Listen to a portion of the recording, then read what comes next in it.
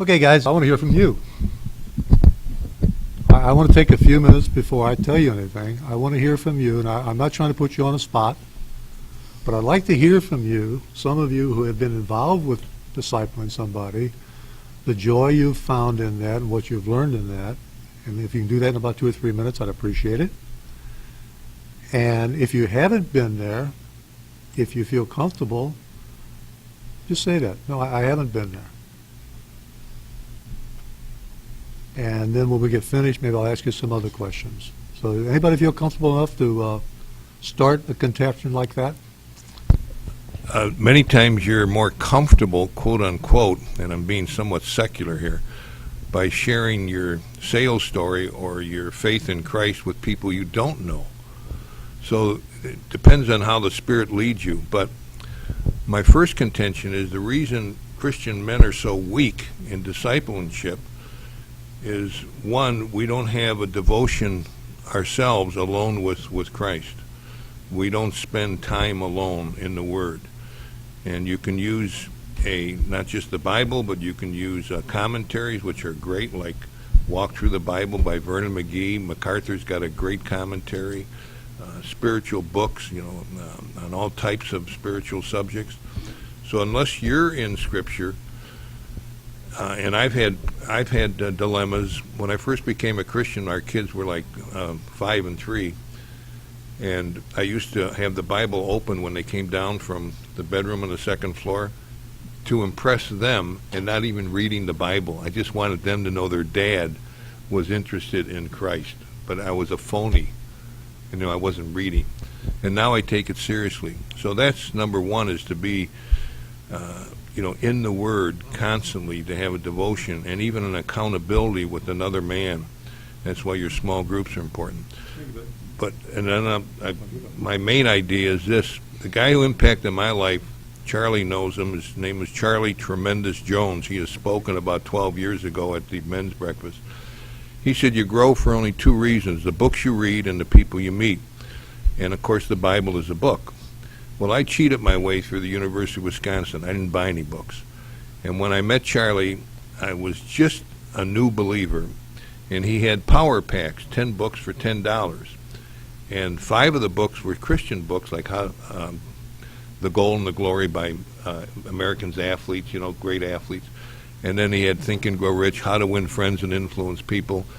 So he was getting Scripture into my hands in a rather creative way. So I bought 10 books, 10 paperback books for $10. Now, the ministry that God's laid on my heart is I give out books. And when I hand out a book to someone, either they read it or they don't read it. I've only had one guy said, I don't want that. And it gives me a bridge to get back to them. Hey, how'd you like the book? I didn't read it. Well, hey, that's it. If I don't get a half-page book, I kid around with them. And eventually then I said, I'd like to sit down and share with you something that's important to me, see what you have feelings on, and if you want to visit a second time, that's up to you, not me. Does that sound fair enough? How's Tuesday morning at? And also you can buy books through Man in the Mirror, which Charlie's familiar. How many of you are familiar with Man in the Mirror? Okay. You can buy now 48 books for, now it's like $75. Now they have 12 books for $20.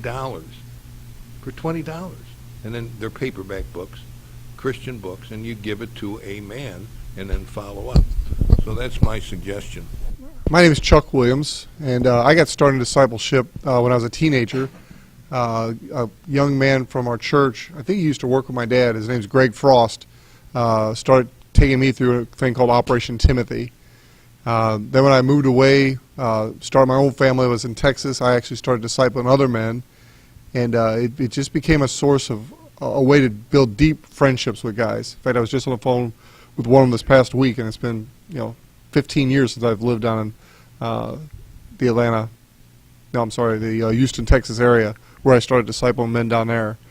Currently, Steve Ashley and I are going through discipleship, and my dad's broadening my vision of discipleship to where it's not just taking somebody through this book, it's just living your life and sharing. And with that definition, I'm discipling tons of men. But the old definition of going through a book together one-on-one, Steve and I are doing that. We're developing a very deep friendship.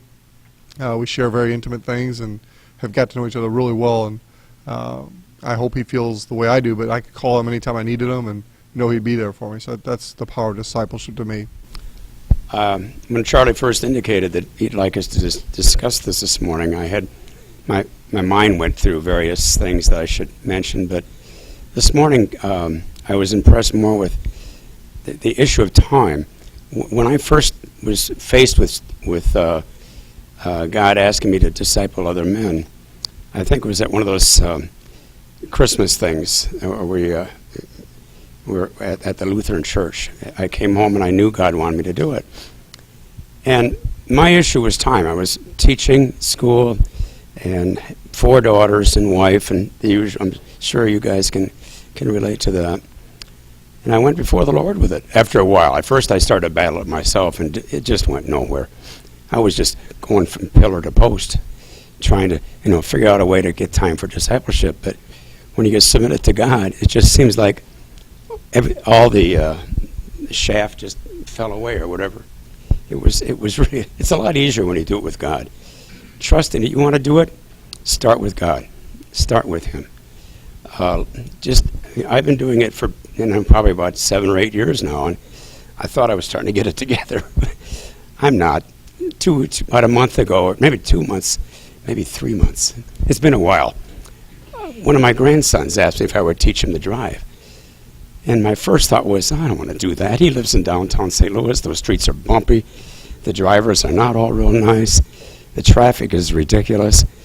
But God said to me, it was almost like He said it in words. He said, look, you asked me to bring you some people to disciple. Now I'm doing it, and now you're fussing. I'll get you through it. And He has. It's just wonderful. One of the things I've seen, we're driving the streets of downtown St. Louis now, and it's a little less than exciting, but there are some churches that they built back in the beginning of the 20th century that are phenomenal. They're beautiful on the outside. The insides are wrecks. But all over North St. Louis, there are a bunch of churches. So when I'm not trying to watch for cars for my grandson, there are a few issues there too. I see these churches, and of course, the Lord opens the doors for ministry to this kid. So the bottom line, I believe, is let go, let God do it.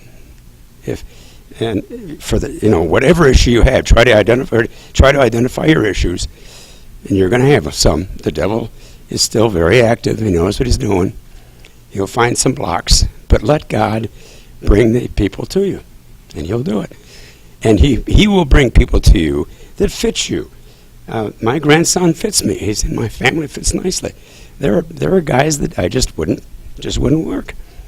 And I'm sure you know from experience, our tendency is to find people we feel we'll get along with, but God knows a lot better than we do. He'll do it. Let Him do it. And then do it.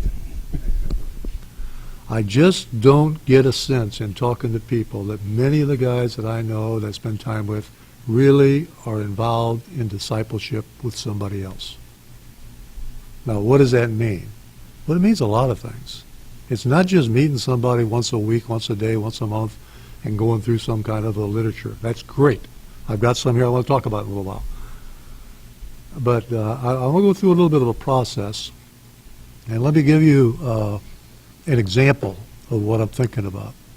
How many of you were at the brown bag thing we had here recently? Quite a few of you? So most of you that are here heard John share about his discipleship with his sons. Now, I don't know if you know John as well as I do. John is one of the most godly men I know. He has walked with God in so many ways. Yeah, he said something before he started sharing about his discipleship stuff, about his business here. This is his business here. He's opened these doors and let us use this place at no cost to us. He's the only place in this country that has a place like this where people can come and learn how to teach their children how to live. And of course, they revolve that around God, but if you come and you're not involved with God, He still lets them come. And He still gives them the books free on the hopes they'll bring them back when they're done, so He's got them somebody else to get the free. And it works pretty good for Him. And yet, in spite of that, he came to one of our events August last year, heard about this thing we're talking about today, and he approached me, and I'm glad people do.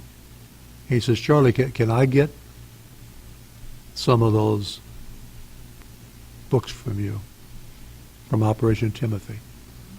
Because I want to do that with my sons. And I did something very different than what I do. I didn't charge him for them. See, this is the one book that I don't give away. Because if I give it to you, you don't think it's worth anything. See, that's what most of you did with the book I gave you about me. I gave it to you, and that's not worth anything. Most of you haven't read the thing yet. That's okay. It haven't hurt my feelings at all. Because once I get rid of them, I get to buy some more. So don't worry about it.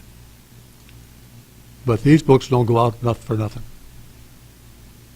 And when you meet somebody to disciple, once you get to that stage in it, don't give it to them either.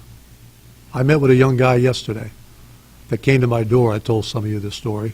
Came to my door sometime back, wanted to sell me something. What did he tell you when he heard from me? Remember?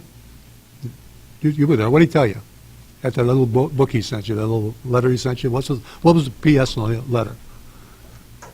I went to Charlie's house for what? Yeah, and what did he say?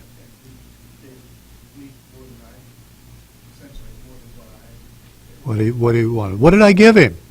Well, I shared a lot of great things with him. He opened it wide. I mean, he opened it wide up. I shared some. In fact, you should have been with me yesterday. Wow. Woo! Anyway, this wasn't yesterday. This was a time back. And so while we were there, I invited him to come to the Brown Bag because I knew he was a salesman.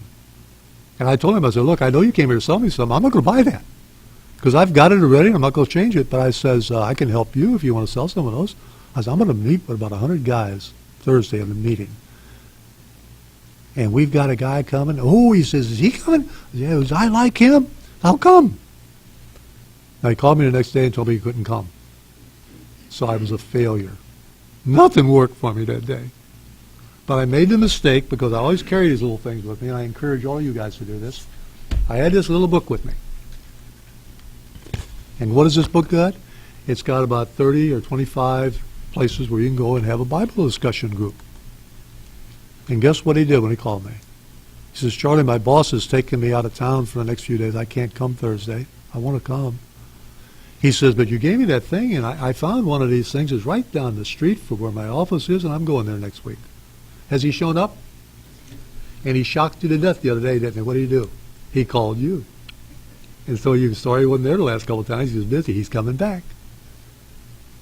Now, what am I trying to tell you? That's discipleship, guys. It's discipleship. It isn't get these things and take them through and say, okay, you're a guy. That's what we do at church. Now, God bless them. I know sometimes I sound like I don't like church. I love church.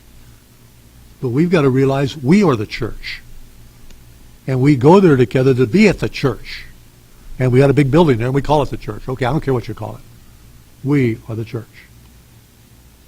But we can't start at the church level here when we're trying to do something. I've wrestled with my own church recently because they asked me to help them do whatever we're doing here to make what he does as well as what we're doing it. I said, I can't do that. I said, God can do that, but I said, if there's anything to do, I'll help you anything I can. Okay, come with me. We're setting this up. So I went. I was meeting at a prison, a jail, on Sunday early afternoon doing Fanning the Flame, which I love. And I did that at 2 o'clock. So he's moved me at 4 o'clock. So at 4 o'clock on Sunday, which I thought Sunday I should stay at home. You know, you shouldn't do that. I met with them. And I listened to them. And they had a phenomenal program for the men. But they were men like you. You guys would have loved what they had. It was the neatest Bible study you've seen in a long time. But if you get a guy that doesn't know where the first book of the Bible is and get him in there, what's he going to do? He's either not going to come or he's not going to come back. Okay? It's going to be dead out. It's going to be done. And so we'll get into this a little bit later.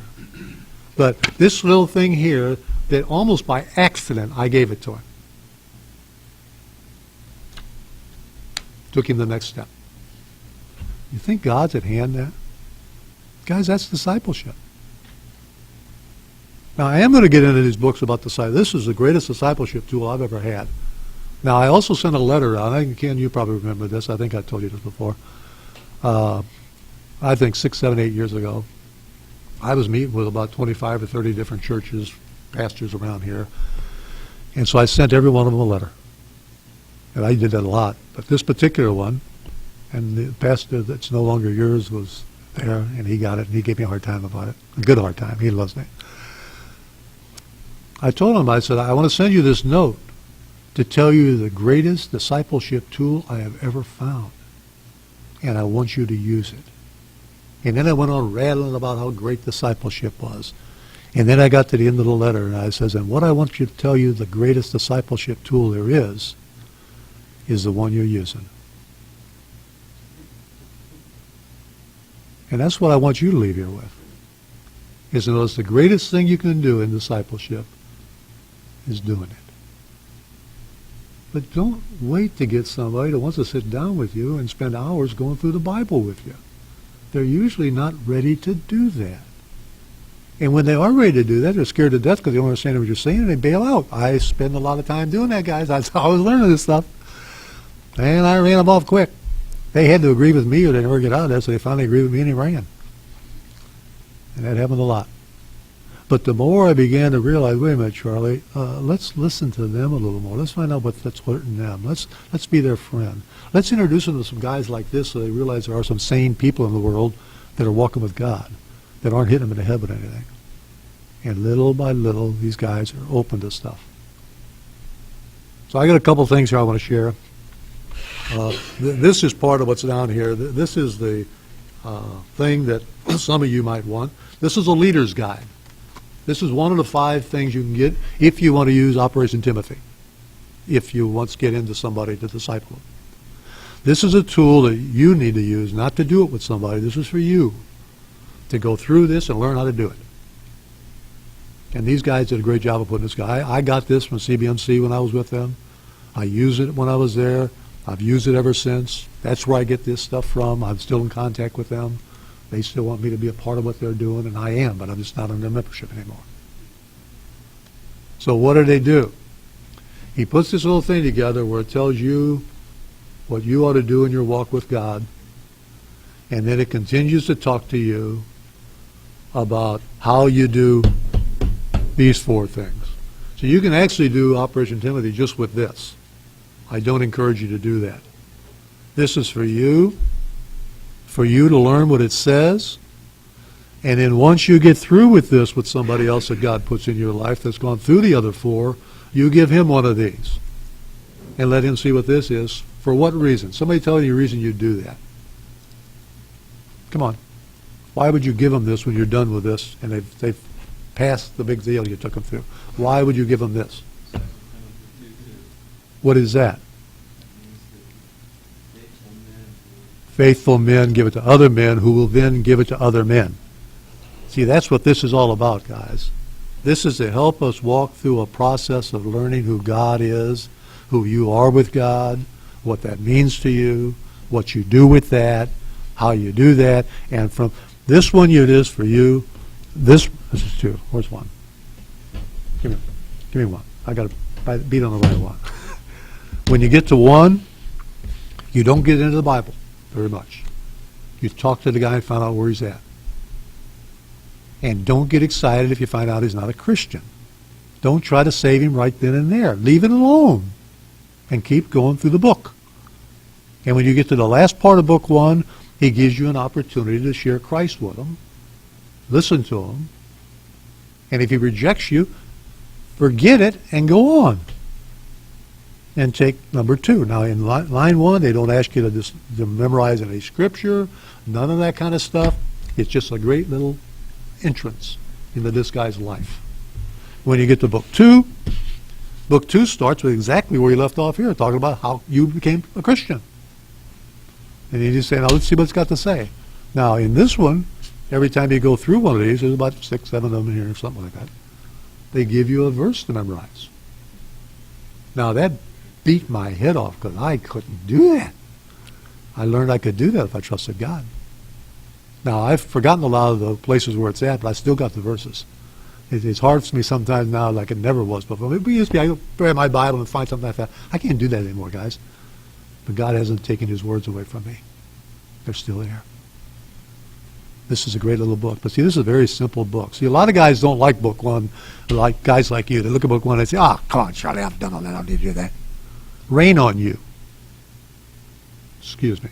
Rain on you.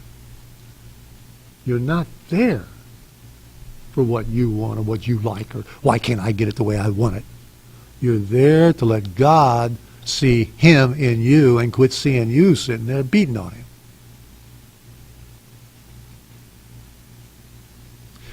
Then you go to book 3. That's a little deeper. Book 3 is going to take you in the real depth of what it means to be the man God intended you to be. And again, there's verses there to memorize. It's great stuff. And all that last one is teaching the young man that God, or the old man, don't worry about size and age, guys. I've gotten guys that are older than me, believe it or not. There are still a few like that. And I've spent time with very young men. And you get to that point where it shows them how they can take that next step in the meeting with somebody else. Now, there's been times when I've discipled somebody that we were halfway through chapter 1 where they started discipling somebody else because they liked what they were doing so much. That's okay. That's okay. But the chances are they'll do it the way I did it when I first started, and you wish they'd have gone through the whole thing so they understood what they ought to do. Because, see, I thought you get them to save them. So, man, you bang on them. You get them saved. You make them talk to you. You make them tell you what you want to say and go with them. So I want to share with this one little thing in here. This is the first part of that leader's guide. And he compares discipleship in a strange way to farming. You know what it means to farm? He says, what's the first thing you do? And I'm not going to go through this whole thing. I'm just going to basically tell you what he says. Basically, he says, well, the first thing you got to do a little cultivating. Okay, now we've read that in the Bible. All of you guys have been in the Bible. You've read that. Oh, I know that, Charlie. Okay, let's get the next one. But see, we think cultivating is what the farmer does, cultivate. That's not what he's talking about here. He's given us a way to think about it. What do you got to cultivate? Cultivate a relationship first with God, with you. And once you've got that, allow God to do that with you with somebody else.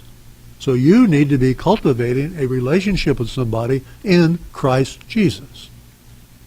Now, what does God tell you in the Bible? God says, mine just says Charlie. You better not say Charlie in yours, but mine says Charlie. It says, Charlie, I am in the process of conforming you to the image of Christ. Now, the first few times I read that, I run right by it because what are you talking about? I'm beginning to understand what he's talking about.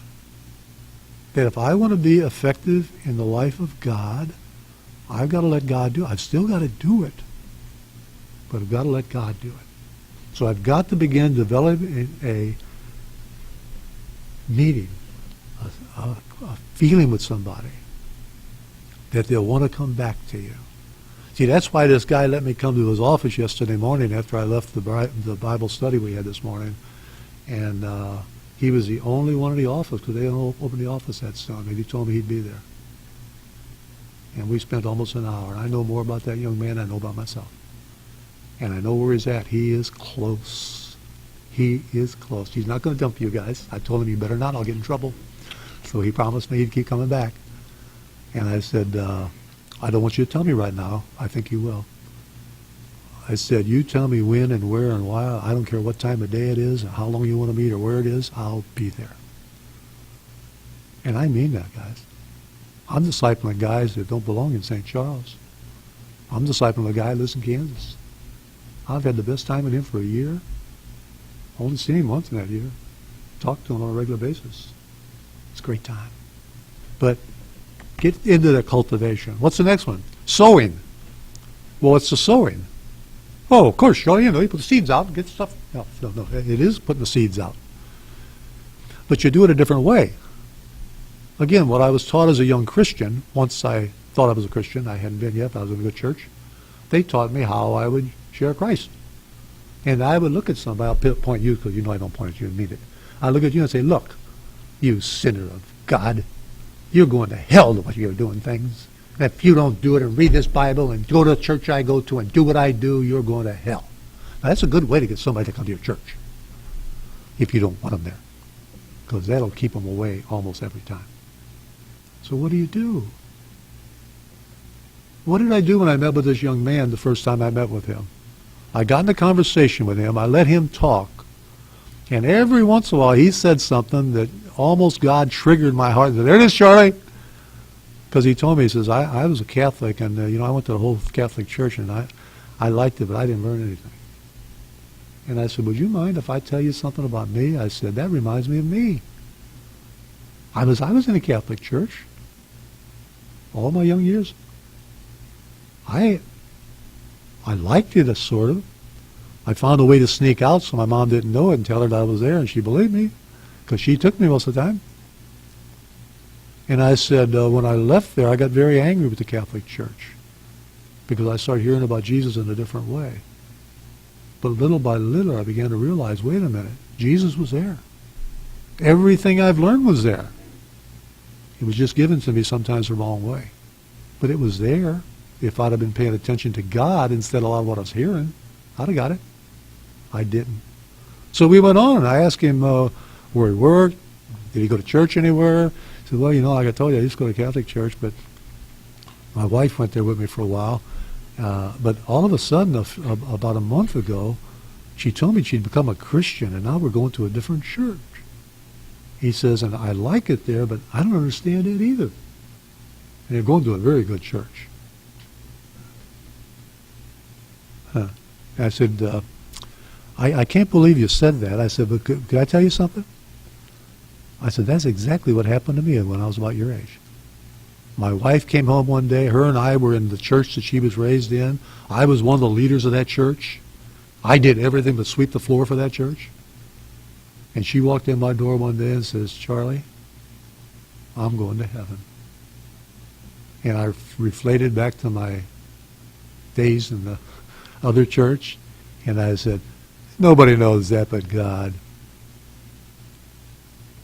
And for the next 6 months, I gave her hell to prove to her I was more of a Christian than she was. Now, I knew all about God then, guys, but I didn't know God. And God finally got to me. And I shared that story with that young man. And you know what happened right after that, I found out? His wife came to Christ and got baptized in that little church she went to. Now, he wasn't ready. He says, I agreed with it, but I wasn't ready. I didn't tell him this. I said, I could tell that. But he is ready. And so when I met with him, I listened to him again. And I really believe he's going to call me and say, let's get together. And if he doesn't, you know what? I did what God told me to do. I haven't lost the thing. That's how I try to live. I try to realize, wait a minute, my agenda is not mine that I put out. It's what God has put on my heart, and that's what I want to do. So I've got to do sowing. Sowing means share with the person not what they need, but what has God done to change your life. Share some things with them of what God has shared in your life. Harvesting.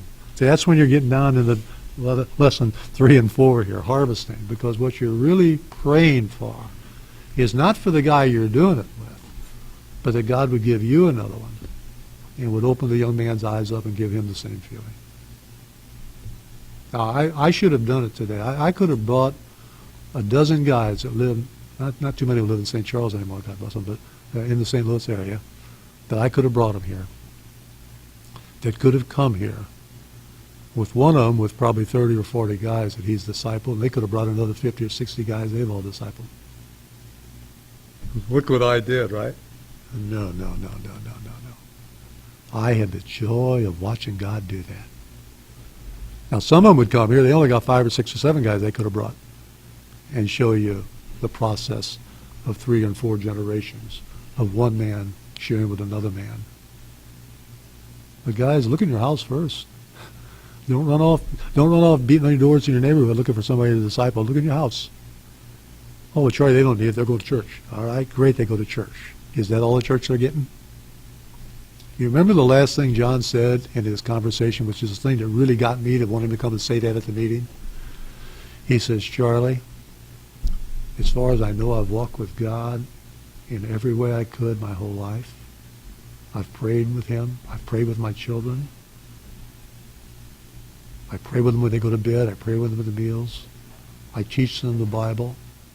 He said, but I've never sat down and discipled them and listened to them on what they're learning the way I am with this. He said, it has changed my life. Harvesting. So that's what that's all about. Now, I know that's not what you thought you came here for. I know you thought I had this great idea, something we were going to do. My concern is, what are you going to do? Now, I'm not here to sell you a bunch of books. I did bring some books. And the only way you get any of these books is if you want to buy them, because this is the book I don't give away. Now, what have I got? I got 2 books that I got from Joe White. And it's a discipleship tool that Joe White will give you. And if the guy you want to disciple is a great sports guy, this is probably a good one. I've used it a time or two. It's really not bad. The one I love is the one over here. And it's a 5-stage deal. You don't need all 5, but eventually you probably would. It's going to cost you $6 a shot. Okay? Now, if you can't afford it, I will give it to you. And I will not charge the ministry. I will pay for it myself. God has taken good care of me, and I don't mind giving it to you. But like I told you when we started, I don't ever give it to the guy I'm discipling unless I know, because most of the guys I've discipled are guys that have more money than I did. So I knew money wasn't going to be the problem with them. But I was in a Christian businessman. All we talked to was big shot business guys, and I had a lot of great big shot businesses I talked to that found out they weren't just hot rods as far as God was concerned. So I charged them. Price of the book. Thanks. You shared with us the story of the young man, Jason is his name, that came to his front door trying to sell him, financial services. And then my dad, just by opening the door and being open, one thing led to another. He had the chance to share one-on-one with the guy the first day. Then he had a chance to invite him to a Bible discussion group and introduce him to Ray and his team of men that meet every week in Bible discussion group. And then he had the chance to follow up just this past yesterday, and meet with him again and open the door for one-on-one discipleship. So he gave us that example. He shared the story of the guy that runs this facility here, Family Vision. His name's John. And now John is a very godly man, but really had never discipled his children. Now, he'd done family devotions with them. He'd done everything you would think, but he really just for the first time got involved in one-on-one discipleship, and he has seen his relationship with his children blossom. We got another great story. Doug back there was invited by John, the Pepsi driver. A lot of us know John, but John's an incredible story.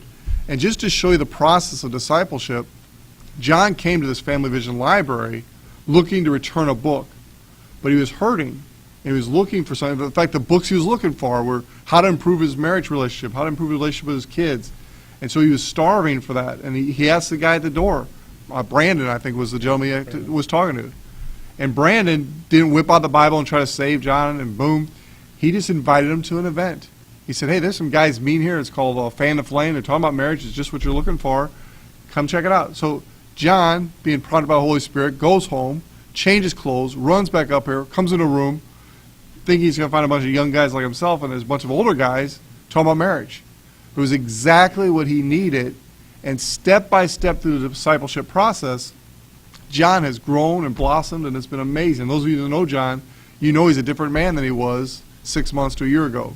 And it's just by exactly what my dad was saying. See, John became my disciple. And I spent time with him. He came to my house. He met my wife. He couldn't stop wanting to do something for me. And yet we couldn't get our schedules together to where it could be that. So he keeps coming to these. He loves the... He's come to 3 or 4 of these. But he keeps coming. And he came one day, and I had another friend of mine sitting over there. It wasn't you. One sitting right where you're at, Bill. Many of you know him, a guy named Bill Green. Bill reluctantly came to Fan the Flame because he said, I don't need that. I'm okay in my marriage. Talk to Bill and ask him about what that did to him now. He'll spend an hour telling you how his marriage has gone this way since that happened. But what did I do? I talked to Bill, and I said, hey, Bill, would it be all right with you if I asked John for you to disciple him? He says, yeah, I'll do that. They're meeting now on a regular basis. And every time I see John, he says, or every time I see Gene, Bill says to me, Charlie, this young man is teaching me so much, because he's a tiger. If you know this guy, he's a tiger. He says, he is a great guy to be with. And then I go meet with John. John says, Charlie, thank you. I can't believe this guy. He's like my father to me. He's got me in this book, and what a great, he's teaching me. He's doing this. He's just this great guy. Who are they both seeing? They're seeing God. Now see, I get all the credit for that, because I said, no, come on. Are you looking for credit? Die and go to heaven. You'll get it. It's God that does it. I just heard Peter laugh over there, and it reminded me of how Peter got involved in this. And my dad had a relationship with Peter's dad. And then one thing led to another, and my dad transposed that relationship from Peter's dad to Peter, befriended Peter, and then we were having a fan of flame here, and Peter, as a young single man, started coming a fan of flame and started learning about the biblical principles of marriage prior to getting married. 1 minute. What's your wife think about that, bud? I'll let you know when I find her. Thank you. Okay, keep going. All right, for those of you listening to the recording and didn't hear his answer, I'll let you know when I find her. He's a single guy, but he's taking the time to invest in learning about the biblical insights of marriage before getting married. Now, when I talk to married guys, they all say, oh, I wish I had the opportunity to do that. Well, you do. It's called fan of flame. Now, you might not, but you can live through your experiences and teach others and encourage others. My dad and I will teach fan of flame anywhere, anytime, any place. And so if you got a group of guys, you or more, that want to go through fan of flame, let us know. We'd like more guys to step up and be willing to teach that also. It's a phenomenal tool for marriage. As I look around this room, I see a number of guys in this room that at one time or another came to a Bible discussion group. And they added some to it, and they got added to. But they're not there anymore, because now they've got one they're doing themselves somewhere. And guess what? Some of them are blossoming very greatly. And I hope they blossom to the point to where somebody's got to leave there and go start another one. That's discipleship, guys. Now, I want to say something. I don't want to see you raise a hands, because I don't want to embarrass me or anybody else. But when's the last time you invited somebody to come to your Bible discussion group and got them there? Oh, yeah, I've been too busy. I didn't think about it. I try to go around, and I visit a lot of the Bible studies. I know some of you guys wish I'd quit coming, but I do come occasionally. And I love it when I get there. What I don't love when I get there is I look around and I know everybody. I don't like that. I want to meet some new people. Not that I don't like the ones that are there. I want to know that they've invited somebody. Now, I'm tickled to death. I talked to somebody in your group the other day. I talked to you too.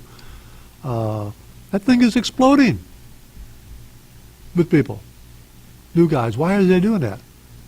Well, I'm not going to pick on him because he's like me. The guys that are coming there, you didn't invite them there, did you? I didn't invite them there. Guess what? Them dumb guys that are coming are inviting these guys to come.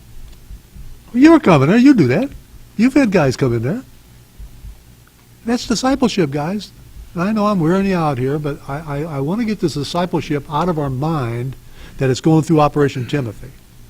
I pray that sometime you get to Operation Timothy and go through it with them. I think you'll love it. But that's not all. Keep going. I gave you the example earlier that Steve Ashley and I are currently going through Operation Timothy. And a lot of times guys are like, okay, I want to do that, but how do I do it? And basically, Ron Hollis was going through Operation Timothy with Steve. And then Ron Hollis needed to go to Florida for a little R&R, and he didn't want to leave Steve stranded, so he said, Chuck, would you take over Operation Timothy for me with my friend Steve? And I said, absolutely. And so Steve and I have been going through Operation Timothy. Now Ron's coming back from Florida, wanting him back, and we're fighting over him right now. But, I'm kidding there, but there's all kinds of ways to get involved. Now, you mentioned earlier you're discipling somebody in Kansas. How in the world did that come about? Well, I have the privilege of knowing people all over the country, okay, because I traveled everywhere. I spent time with people. I took a couple of guys, one of them is here with me right now, on a long trip a couple of days ago, because I learned a long time ago, when I was in business, I was taught that a businessman who eats lunch by himself was eating with a fool. if you're going to have lunch, find somebody that you can sell something to. Or find somebody that you're already selling something to and get to know them a little better. Or get with another salesman who can tell you how to sell. But don't go by yourself. And I did that for quite a while. And all of a sudden, I wanted to throw that away because that's not very Christian. And God says, no, that is where they got that idea, was from me. Charlie, don't do what you do by yourself. So typically, when I go somewhere, I'm going with somebody. So I invited 3 or 4 guys to go, and you came, everybody came. I had the best time going and coming with those guys. One of them talked to me, the other one slept a lot, but we had a good time. We got a lot of things done. And when we got there, everybody acted like we weren't even there, didn't they? See, I was going there expecting to meet 3 or 4 guys that I spent discipleship with 20 years ago, 30 years ago. And I talked to a friend of mine who still had a house up there. He didn't live there. He lives in 2 great places. He's got a marvelous place down in Florida. And every time I go down there, I get to spend time with him, and we go fishing together. He's got all this. Oh, it's a lot of fun. And he's got another one just as good in Kentucky. And boy, can you catch fish in Kentucky. We have a good time. And I was talking to him on the phone because I talk to these guys all the time. I said, when are you ever going back to Peoria? Oh, he says, I'm glad you mentioned that. He said, I've got to go up there and see my doctor week after next. I said, you know, I don't know why, but I've had an idea of just going up there and meeting with the guys that we spend time with and see how they're doing. Have they paid it to the next one? He said, let me see what I can do. Called me the next day. He says, can you come Monday? I said, well, let's see. I got Pain to Flame that night. And I got this, that. Yeah, I could be there. Well, that's about a 3.5-hour drive there and a 3.5-hour drive back. And I took these guys with me, and we stayed about 3 hours up there. Guess what? What do you have? Over 40 guys there.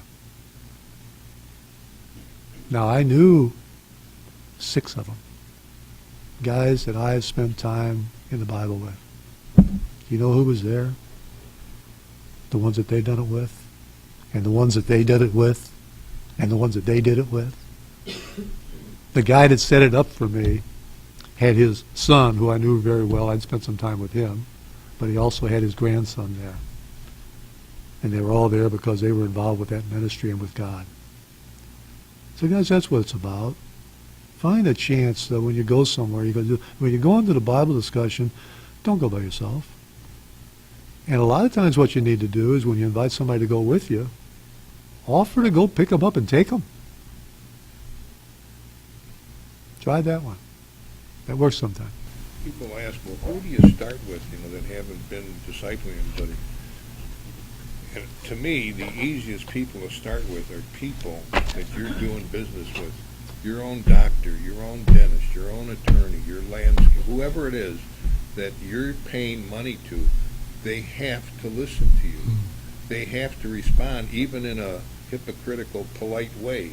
Well, let me share what you just said, because I like that, because I think most of you know my wife had some surgery a couple weeks ago. She's doing very well, thank you. And so I had to get her to the hospital before 7 o'clock, spent about an hour with her, and then they took her away from me, and I had to wait for her. So I tried to find me a place where all the people weren't waiting to go in there, and I found a place. I sat down, and I was praying. I took a couple books, and I was reading, and I was praying, and pretty soon a couple came and sat next to me. So I put my stuff down. I introduced myself to them, and I talked to them for a few minutes and got to know them a little bit. And then I said, well, it's nice to meet you. And I sat back and I started reading my book again. And the young lady looked at me and says, what are you reading? I said, well, it's sort of like a Bible book. It's not a Bible, but it's about the Bible. Really? It's about the Bible? She says, yeah. She says, what is it? I said, well, it's a book called Sit, Walk, and Stand. And it just talks to you about a part of the Bible and what it's all about. Really? And so I started sharing that with her. How would I get that? So she took her little thing out and started checking it. She said, oh, I found it, but they don't say they got it for sale. I said, well, you know what? I'd love to give you this, except it's not mine. It's Tammy's, and I was holding it for her, and I cannot give you my wife's. But I said, I've got one at home. If you call me. Now, she hasn't called me yet. I said, if you call me, I'll send you one. Same one you and I are talking about. I'm going to get you one of those stuff. It's a great little book. But let me tell you about that. I got to talk to her and her husband. He was getting ready to go in and get some stuff done to him. And in fact, when he got in there, her and I got to pray a little bit because she was a little concerned. But there's some other guys came running in there, and Ken, I told you about these guys. I need to get that name to you. I didn't bring it, but I'll give it to you. These two guys come on in. Now, two people I was talking to, I hate to use this terminology because I don't like it, but they were black. See, I don't see them as black, but they weren't. Well, two white guys come running in. Gruffy-looking guys, they come running in. They start hugging on these guys and ask them how they're doing. They came there to pray for them and be there with them. That's their ministry. That's what they do. They go everywhere. And they got there. And then some other girls came, and they came. Before long, we had about 25. We had the best church going you ever saw in your life. We talked about the Lord. We prayed together right there in the church. Well, not the church. There you go, place you want to go. But that's what it ended up being. We had a church service going on right there in St. Charles. But we weren't in the church. We weren't at the Bible discussion group. We weren't at Fan to Flame. We were sitting, waiting for our wives and our husbands to get their surgery done. How do you get started? You know, you're interested in discipleship. You either want to disciple somebody or you want to be discipled. How do you start? And one of my favorite stories is a couple guys that have become disciplers, just masters. And you had a part in that. You were sitting there having a coffee with Joe Dawes, and you and Joe were talking, and you were talking about this very topic. You want to share that story? Because I think that's a great example of how guys can get started and then perpetuate discipleship. Joe Dawes came to our one of our events. I think it was a New Year's Eve thing. And we had my buddy Phil Downer was our speaker. And I always told Phil, you can say anything you want to, but you got to talk about discipleship before you get out of here. And he talked about discipleship, and he challenged the guys that were there to stand up if you want to disciple somebody. And he did. He stood up. We didn't do anything for a few days, like most of us. And he went back to his Bible discussion group he was going to. That was Ben Blanton's. And Ben did what Ben does very well, because he was at that meeting. He knew some of these guys had raised their hand. And he said, how are we doing with the discipleship? And when it was over, Joe walked up to him and said, I don't know what to do. What should I do? And God bless him, I wish Ben was here. He'd tell you the same thing. He said, we'll go talk to Charlie. So I met him at the bread company. And I had a stack like this of Operation Timothy and all this good stuff, and was showing him how to use it and what to do with it. And all of a sudden I looked up and I saw another guy that I'd met there sometime before that. And I'd seen him a few times when I'd been there, and I introduced myself to him and got to know him. I knew who he was, and he's a godly guy. And I wanted him to meet this guy. Maybe something happened. Now, Joe tells it different. I'll tell you the right way. I invited Rob to come over. Rob came over, and I introduced him to Joe, and he's talking for a minute. He says, what is that? He pointed to stuff on the table. And I said, well, that's some stuff on discipleship, and I'm showing this so he knows how to do it. Discipleship, he says, I've always wanted to be discipled. I'm a godly guy, going to church somewhere, doing all right stuff. I want to be discipled. He said, my pastor was going to disciple me, but they've moved him from my church. He's not there anymore.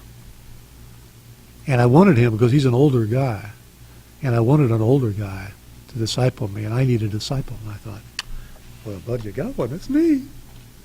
And what does Joe do? Joe's there begging me to show him where's the first book in his Bible. He said, I'll do it. And Rob looked at him and said, okay. Now, guess what, guys? Most of you know who he is. They still meet. Now they're meeting twice a week. It's been 10 years. They're not alone anymore. They meet at the same place they met. They're going where you can get a cup of coffee. And they got a big table. In fact, somebody has 2 tables full of men there with them every time you go in there. And 99% of them are Catholic guys. Now, I'm not knocking Catholics when I say that, but Catholics don't normally do that. But they're doing it. So that's how that happened. See, it isn't a miracle to do it, guys. Just open your eyes and God will do it for you. You know, Charlie's been talking about church, and church is a great place to go. But so many times we just go there for the hour or the 2 hours, and that's it. Let me tell you, in our discussion group, Ken goes to it, Steve goes to it, but yeah, Charlie used to. But in our discussion group, there are a couple of guys there that is church. That is their church. It's the only church that they know. And for them, it's better than church because we have a real relationship, right, with each of the guys in our group. And it's meaningful. And they know they can come there. They know they can share. They know that if there's any problem or question, that anybody can talk to anyone else. But for some of the guys that come to the discussion groups, that's the only church that they know. And it may be the best church that they know. So keep that in mind too. I'm not here to put anybody under any pressure. If you want them to raise hands, I don't care. I might even raise my hand. I want to disciple somebody. But I would like to give you the opportunity to just take that piece of paper and use it for something different than what it was intended for. But it's really what it was intended for. If what you want is you want it, put it on there, and we'll get back to you with it. Okay? Because, again, I didn't bring anybody here to embarrass you or force you to put your hand up when you really don't want to. I read somewhere you shouldn't do things out of what? Compulsion. Thank you. I don't like to be pushed to do something out of compulsion. I want to wait till God tells me what to do, and God tells me when to do it, and God does it. That's when Charlie's happy. Okay? So I would like you to look at that thing. If you would like to get one of these books, you can get them today if you want to. If I can trust you that you'll pay me if you don't today, some of you I might trust, some I might think about, but I love all of you. If you don't want the book, you're not hurting my feelings at all. I didn't come here to sell you a book. I came here to share you with my heart. And I hope you didn't hear a word I said, but you heard every word God said to you. Because I don't care what you've heard today. God has said something in your heart, something in your mind, that you can just push it away. But let me tell you something. I tried that, and it don't work. God will not ever quit loving you. Ever. If you're interested in discipling or being discipled, just put it on that card and leave it with us, and then we will get back to you. What I would like to do is we got a few minutes left in our time together. As my dad and as men spoke today, does anybody have a question or a comment you'd like to make? Charlie, through all the training that I've had with you, one thing that really was brought to my attention, and we're sitting around here talking about, well, how do you find somebody to disciple? Or what's discipleship? And I used to drive Charlie to his last nerve, asking the same question over and over. Okay, because I'm Irish and I didn't get it right away. But anyway, one day we were talking about it because we went to the same church together. And I said, Charlie, I think I found a place where we can find a lot of guys to disciple. He goes, oh, really? Where is that? I says, church. I says, we're sitting next to most people in there that got one idea about it and are scared to death to say anything else about it. And they're going to sit in that pew every Sunday, and they're going to be very devout, and they're going to be very nice, and they're going to try to conform, and they're going to do all that stuff. And I don't really know that they're really going to know or ever learn what the Lord really wants them to know and really wants them to do. And so there were several guys at my church that eventually, I didn't have an every week one-on-one Operation Timothy with them, but I had an every week opportunity to talk to them at church and invite them to a Bible study. And when they came to the Bible study, it was amazing how we went from there. And it probably wasn't the structured thing that we have here, which is awesome. And Charlie did that with me. But I think it's letting that person sit eyeball to eyeball right across from you, and what they really find out is you care about them. You just care about him. And it don't matter if he's a mechanic, an engineer, a hotshot salesman, whatever he is. But he's in church, and he's there for a reason. But the reasons God sent all of us is to do what? Spread his word. That's our job. That's why we're here on this planet. We can plug in all the other things that we want to plug in, but that's not it. It's to spread his word and witness to other people. And there's people sitting right in that church that don't have a clue. They're sitting right next to us and been sitting next to us for 15 years. Now, when we stand before Christ, did we ever care enough about that guy that was sitting there, or that's our good buddy, like Tim Rabbit and I? We finally said, hey, when I first started, they looked at me and they said, boy, this is a lot of work here. This is a lot of work. They were right. But I looked at them and I said, you got a little work you need yourself. And so finally you got together with each other and you pushed. Sometimes you can't push by yourself. And so when somebody's sitting in that pew and they're not getting it, but they're doing the show every Sunday, and when they leave there, they forgot about it till next Sunday. Know any of those guys? Were any of you guys that guy? I was, for a while. But I was real pious because I went to church on Sunday. Okay? But what did I do the other 6 days? So anyway, Tim and I put each other on a accountability situation. And we did it for 10 years in his office before he was working. So all I'm saying is, these are two guys that really believed in the Lord, okay? But I don't think we were doing it the way the Lord wanted us done. And boy, look how much more we learned about it. Look how we really found out to do what Christ really wants us to do. And we're taking are we going to meet these other guys on the street? I met a guy last night. I was up to 1:30 this morning with a guy that's in a Bible study group with us because he was hurting, man.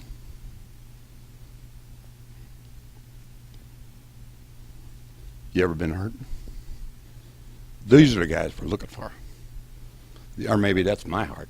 These are the guys that I see that I'm saying they're the ones that need to be discipled. And like Charlie always told me, he goes, I'm discipling you, but you're discipling me at the same time.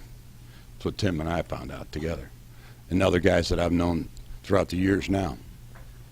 But this guy's 41 years old. I'm 64. I told this guy, I said, man, you got too much on your plate. Let's try to categorize it.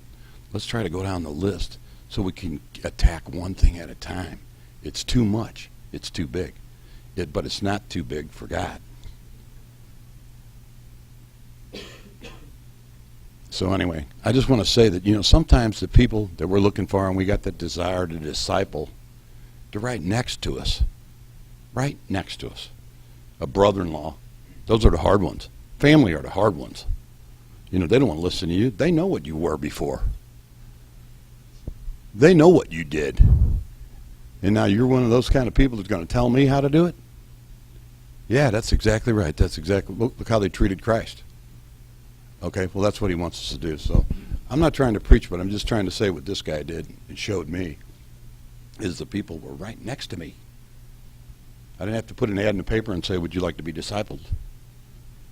I knew they did because they were hurting. And when you take the time to care for them, that'll take care of who you're discipling, I think. So if you have the time to show somebody that you care about them and you want to help, even if you don't know how to do it, I'll come to you guys and say, hey, I got resources of all these guys and all these Bible studies and Charlie Williams and anybody else, and we're going to find somebody to help you. I just think that's what a lot of people are needing, and I think that's what excuse me, I think that's what discipling is really about. Caring about people first. And then God will take care of it. We're not doing it. He's beat that in my head for 15 years now. I'm not doing it.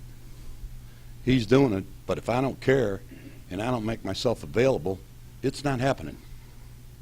It's not happening. There's no gray matter on it. It's not a maybe, and if it is not happening. So we have to surrender. And the big word that goes against the grain, I would think, of most guys that are males. You don't like to surrender. But that's what Christ wants us to do, surrender to him, and he'll take care of that. But I just think sometimes the guys we're looking for are sitting right next to us at work, but a lot of them are sitting right next to us at church. And thank you, Charlie. Well, thank you. I'm going to add to you. I'm going to pick on you for a minute. Because he didn't stop there, and I'm going to pick on you again. He didn't stop there. He's discipling a bunch of guys in a bar. He goes there all the time to a bar. Now, I was taught early on as a Christian, you don't go to them bars. You don't let people go to the bar. That's not where Christians ought to be. That's right. If you're going in there to do what they're doing in the bar, they're exactly right. But that's not why he goes there. He drinks with them, but not what they're drinking. But he's their friend. I've met several of those friends who know and love the Lord today because they went to that saloon and this was their friend. And now they walk with God. That's discipleship, guys. I love what he said because I don't do that as much in church. Now, when I was in Calvary Church, not Calvary Church, I was in Calvary for just a short time. He killed me and brought me back. But when I was in Calvary Church, I made sure I got there early. I stayed there late. I spent time in between the services because I was mainly there to spend time with people.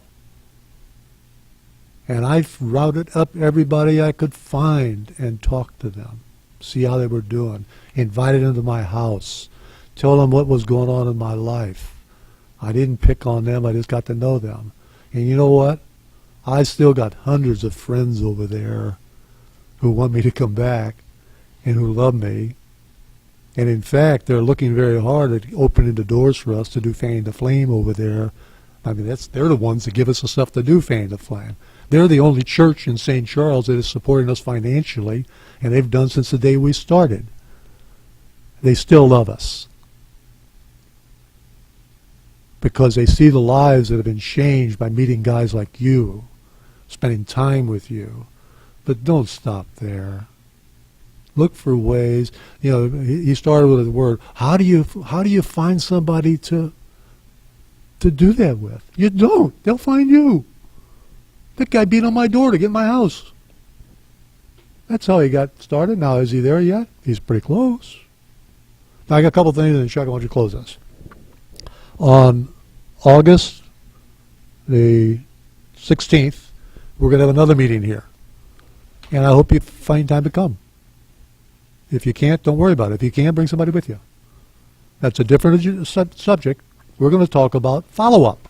Guys, we do some wonderful things in St. Charles. I am tickled to death in what we do. But are we following up? Now, that includes our Bible discussion groups. That includes our prayer breakfasts, our brown bag things, hunting and fishing, which is going to come the next month. Everything we do is phenomenal. All we do is get raves about what God is doing through those things. And that's great. But too many of them leave there and say, man, I can't wait to come back again next year. We need to learn to follow up.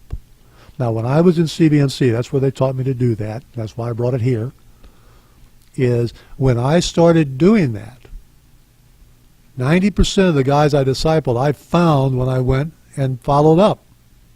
People I didn't know, they didn't know me, they didn't have a clue who they were. That's who I ended up with.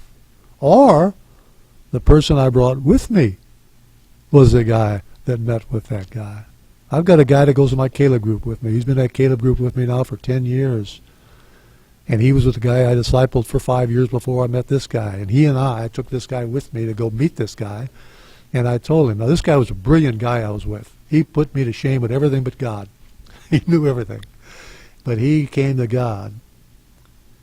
And we went to visit this guy on follow-up. And I told him, now you're coming to pray. Now you pray and you be quiet unless I ask you to say something. Okay. I said, now if he asks you something, say it, but say it in 10 seconds and be quiet. Okay. We got there and he talked for 30 minutes. I wanted to shoot him. I wanted to shoot him because he was talking. There's a few guys in my life that do that to me. But I would like to shoot him if he wouldn't shut up. And he's going all over La La Land. And the guy didn't look to him. He looked at me and said, well, how can I become a Christian? He prayed to receive Christ right there. I thought I was supposed to do that. That's not why I brought you. You're supposed to be praying over there. Be quiet. But he came to Christ that day.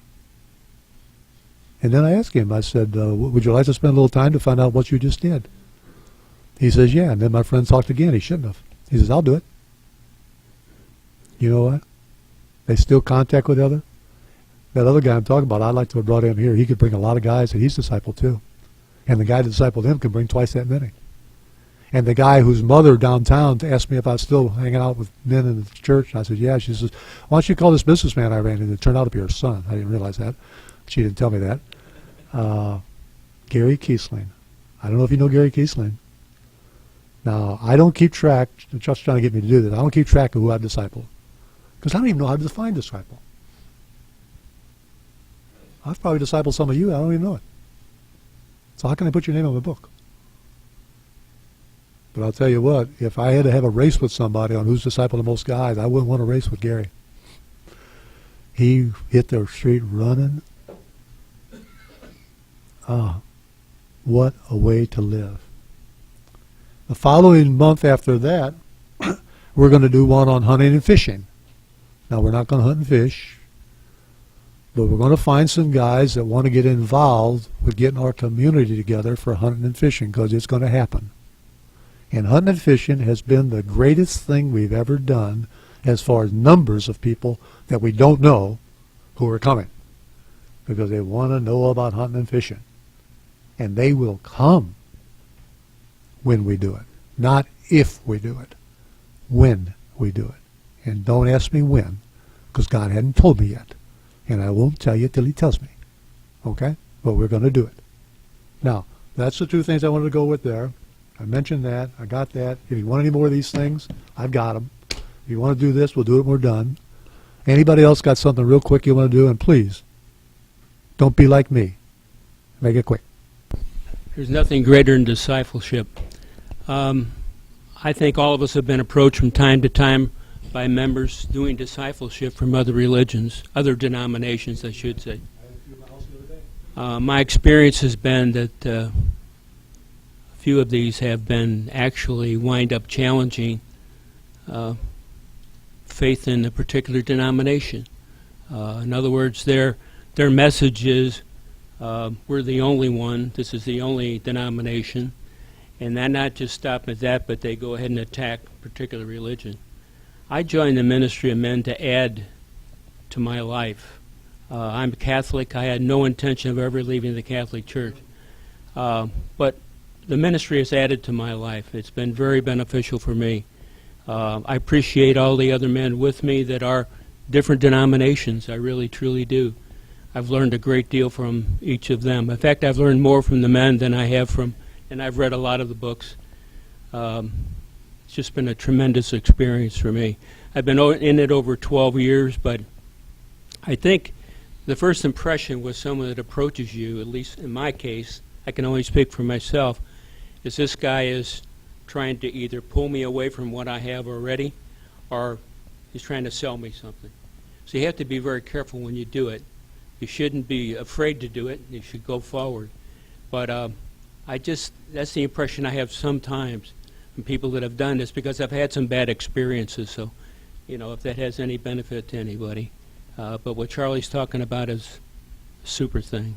It's the way it should be.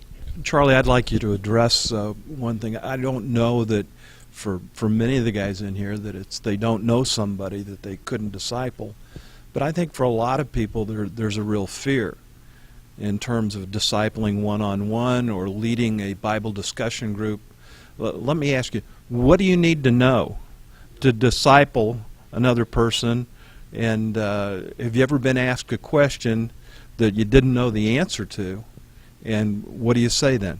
It took me a while to learn this, but I learned when I don't know what to say, I don't say it. When somebody asks me what I'm going to do and I don't know yet, I say, I don't know. Ask me when I do and I'll tell you. Now, as far as your first question, what do you have to know? Want me to spell that for you? G-O-D. Anybody know what I just spelled? I hope I did it right. Capital G, I'm sorry. I got to pick on myself here when I do that. What did I mean by that? Do you know what we do worst of anything in our lives, guy? Is tell God he's wrong. I can't do that. If you believe you can't disciple somebody, you just told God he's not God. You say, but sure, I know what I'll say. Then don't say anything, listen. And then occasionally share a little bit of what God's taught you before you try to teach them. And then when you get the opportunity to do some of this, just take it step by step. It took me years of going through this stuff before I felt comfortable doing it, but I did it. Now, am I perfect at doing it? No way, shape, or form am I, but I know who is. And that's who I trust. It's like what I said a minute ago, guys. I do wish you've heard what I've said today, because I think what I've said is important to me, and I needed to hear it. That's why I said it.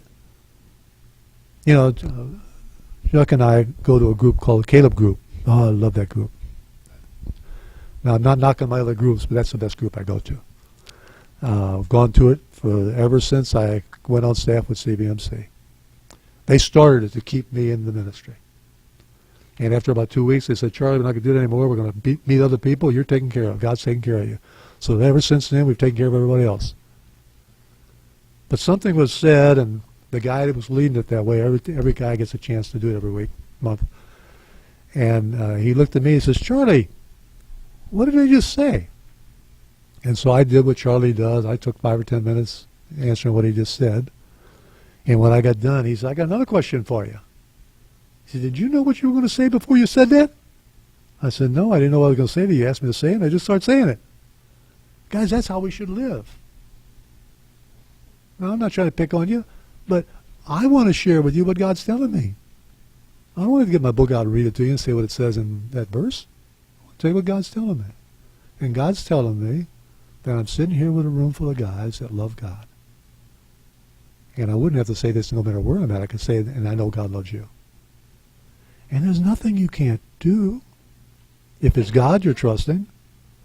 But if I trust Charlie to do it, I'll tell you the answer. How can I disciple? I can't disciple. But I know who can. Now again, if you're a little uptight about discipleship, look around the room real quick.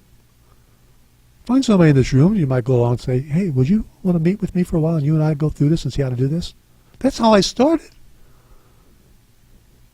Don't go chasing out for some guy dying on the roof somewhere and you got to say him or get him to hell or whatever. Get somebody that knows what they're doing that you think they know and they think you know, and we can get together and find out neither one of you know anything. But you'll learn something. Don't ever think you don't have an opportunity to disciple somebody. I discipled my children when they were that big, but you know what? As they got bigger, I met with them in restaurants and we talked about the Bible. And you know one of the best Bible times we had? I'll share this and we'll quit. I think the two of them are here. The third one wasn't there, the other one there anyway. But we went there, and we always did a little Bible study. We were in a restaurant. We ate well, and I would see guys coming over and saying, wow, what a great father you must be, and all that good stuff made me feel so good. And I did something I don't normally do. The day before that, I had stopped at the place to buy some gas for my car. And while I was doing this bum in my condition was sitting there with his radio on with all the F words blaring out to me. And Mr. Christian looked at him and said, shut that junk off. And he was a little bitty punk. I could have cleaned his clock. He said, huh. He turned his back on me. And he finished it. He left this thing running. He left it running while he went inside the store to take care of his money. And I said, you know what? He was the luckiest guy in the world because I was so mad. I had a box full of stuff I was going to go do some stuff with that would have torn his car apart. He had a beautiful car. I wanted to go in there and tear that car apart. And I didn't do it. I told my sons that. And I don't know why I told them that, except I think God did that. I didn't think anything more of it. It wasn't this one or this one, but Steve called me the next day and said, Dad, thank you. That's the best meeting we've ever had. I said, oh, I liked it too. Them verses we went through, and man, that was this and that was. No, Dad. He says, I didn't know you could do that, get mad like that, and want to do something to somebody. I didn't know you could do that. See, I had put this facade up in my life to try to make my kids think I was Mr. Perfect. This guy found out I wasn't a lot sooner than he used to tell me. But guys, ease up a little bit. Quit thinking those stupid things, but when you do, share it with people. Let them know that you're not unable to do the wrong thing. But back to your question again, I found it is much better for Christians if they quit trying to answer questions they don't know and shut up. One of the best things I found in discipleship is after a while I got to the point I didn't answer their questions directly. I said, that's a great question. I think I know a verse we can find. We would find that verse. I said, you find it? He says, yeah, I got it. What is it? I said, take it home and read it. We'll talk about it next week.